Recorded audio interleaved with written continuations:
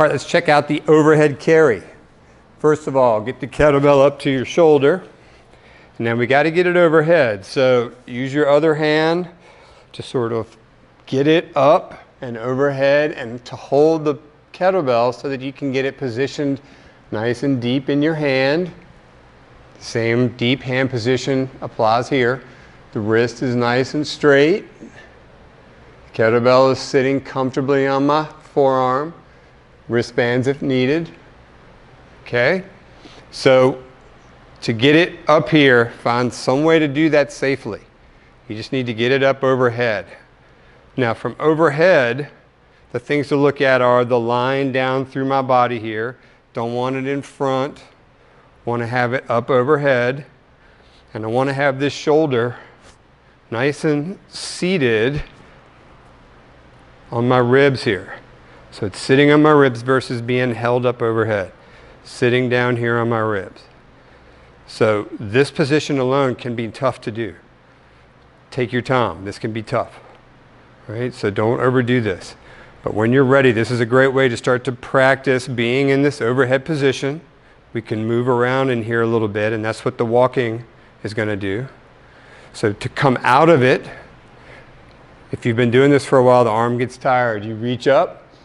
You bring it down safely to your shoulder, roll it off, switch it up, take it over here, do the same thing, press it up, get it comfortable in my hand, nice and deep, lay my fingers around it, shoulder is down and in line.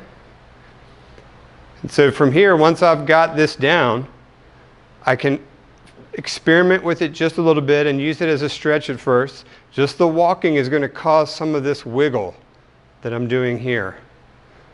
Now that's like the hinge stretch that we do on the table, only vertically in this case, but it's the same thing through your shoulder girdle.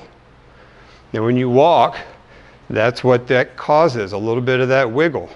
So as I'm walking the bell overhead, I'm letting it wiggle down into place, which for most people is going to mean the shoulder blade sliding down your back, sitting down your back a little bit. The tightness through the upper part of your back and neck here can make that difficult. But this carry is a great way to start to get some space there. The kettlebell will actually push down on you, so it can help you seat that shoulder, assuming you're able to get to this spot. If the arm is forward, it's too much. You got to keep stretching, you got to wait, and you got to let it get overhead. But once you're close, the kettlebell will help sit it there. But the overhead carry is just moving from that position. Just moving around, forward, backward, as always with the carries. I could move sideways. It's just carrying it around with the kettlebell in the overhead position. Coming out, bring it down, roll it off, set her down. Overhead carry.